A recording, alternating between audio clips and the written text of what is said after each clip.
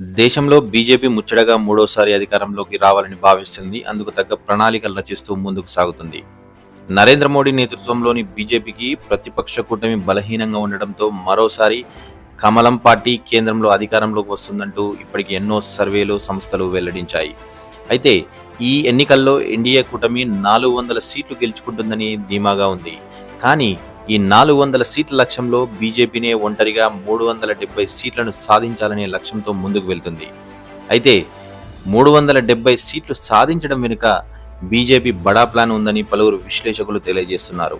ఇంతకీ 370 స్థానాల్లో గెలవాలనే లక్ష్యం వెనుక అసలు రహస్యం ఏంటి?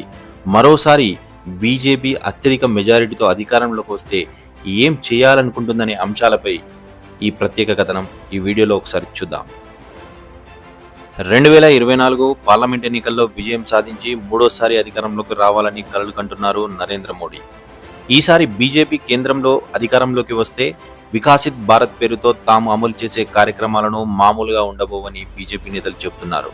అయినా 2 పర్యాయాలు అధికారంలోకి వచ్చిన బీజేపీ చేయాలనుకున్న పనులు ఎందుకు చేయలేకపోయింది? 370 సీట్లు వస్తే ఏ మార్పులు చేయబోతుంది? బీజేపీ ఆంతర్యం ఏంటి? అలాగే బీజేపీ అధికారంలోకి వస్తే దేశంలో ఎలాంటి మార్పులు తీసుకురాబోతుందనేది ప్రధాన ప్రశ్న. బీజేపీ మరోసారి అధికారంలోకి వస్తే దేశంలో ప్రధానంగా 5 మార్పులు తీసుకురావాలని, అందులో కొన్ని విషయాల అమలుకు రాజ్యాంగ సవరణ చేయాల్సి వస్తుందంట. వాస్తవానికి భారత రాజ్యాంగం దృఢ అదృఢ అంశాల కలయిక కాబట్టి కొన్ని విషయాలను సవరించాలంటే సాధారణ మెజారిటీ 1/3 మరికొన్ని విషయాలను మార్చాలంటే ప్రత్యేక మెజారిటీ అంటే 2/3 మెజారిటీ అవసరం. కొన్ని ప్రత్యేక సందర్భాల్లో సగం కంటే ఎక్కువ రాష్ట్రాల ఆమోదం అవసరం. కాగా బీజేపీ అధికారంలోకి వస్తే ప్రత్యేక మెజారిటీ సాధించడంతో పాటు సగం కంటే ఎక్కువ రాష్ట్రాల్లో అధికారం కావాలని ఆరాటపడుతుంది. 370 సీట్లు అనేది ప్రత్యేక మెజారిటీ. భారత రాజ్యాంగం ఆర్టికల్ 368 ప్రకారం రాజ్యాంగంలోని కొన్ని కీలక అంశాలపై సవరణలు చేయాలంటే లోక్సభలోని సగం కంటే ఎక్కువ సభ్యులు హాజరు కావడంతో పాటు హాజరైన సభ్యుల్లో 3/2 మంది ఆ తీర్మానాలకు ఆమోదించాలని, అంటే మొత్తం ఓటు 272 కంటే ఎక్కువగా ఉండాలి. ఒకవేళ ఆ తీర్మాన సభకు మొత్తం 545 మంది సభ్యులు హాజరైతే 3వ వంతు 363 లేదా అంతకంటే ఎక్కువ మంది మద్దతు ఇవ్వాల్సి వస్తుంది. కీలక సమయాల్లో ప్రతిపక్షాలని ఏకమైన బీజేపీ ఒక్కటే ఆ నిర్దిష్ట బిల్లును పాస్ చేయాలని భావిస్తుంది. ఇలా ఆ పార్టీకి రాజ్యాంగంలో ఏదైనా ఆర్టికల్ను సైతం తొలగించి, సవరించి మార్చే హక్కు ఉంటుందట.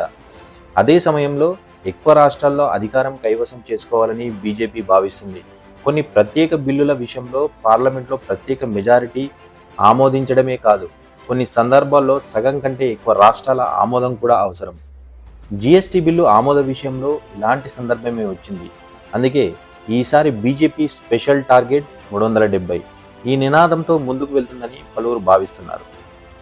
ఇప్పటికే 2 సార్లు అధికారంలోకి వచ్చిన మోడీ సర్కార్ 7 సార్లు రాజ్యాంగ సవరణ చేసింది. ఇందులో భూ సరిహద్దు చట్టంలో మార్పు, జీఎస్టీ బిల్లు అమలు, బీసీ కమిషన్ ఏర్పాటు, ఈడబ్ల్యూసీ రిజర్వేషన్లు, ఆంగ్లో ఇండియన్ రిజర్వేషన్ తొలగింపు, 370 ఆర్టికల్ రద్దు, చట్టసభల్లో మహిళలు వంటి బిల్లు ఆమోదం కోసం రాజ్యాంగ సవరణ చేయాల్సి వచ్చింది. ఇందులో దాదాపు అన్ని సాధారణ అంశాలే కావడంతో ప్రతిపక్షాల నుంచి కూడా ఆమోదం లభించింది. అలాగే బీజేపీకి ఎక్కడా కూడా వ్యతిరేకత రాలేదు. కానీ రానున్న కాలంలో ఇలాంటి పరిస్థితులే ఉంటాయంటే కష్టమే. ప్రతిపక్షాలు బీజేపీ విధానాలను తిరస్కరించవచ్చు, కమలం పార్టీకి మద్దతు ఇవ్వకపోవచ్చు. అలాంటి పరిస్థితుల్లో కూడా బీజేపీ అనుకున్న బిల్లులను ఆమోదించుకోవాలంటే ఈ ప్రత్యేక మెజారిటీ అవసరం. 2019లో దేశంలో బీజేపీ అధికారంలోకి రాగానే ఆర్టికల్ 370 రద్దు, అయోధ్యలో రామ మందిర నిర్మాణం, యూనిఫామ్ సివిల్ కోడ్ బిల్లు అమలు చేయాలని భావించింది. అయితే అందులో మొదటి 2 అంశాలను విజయవంతంగా అమలు చేసింది. ఇప్పుడు మిగిలింది యూనిఫామ్ సివిల్ కోడ్. ఈ అంశం అమల్లోకి రావాలంటే ప్రత్యేక మెజారిటీ అవసరం.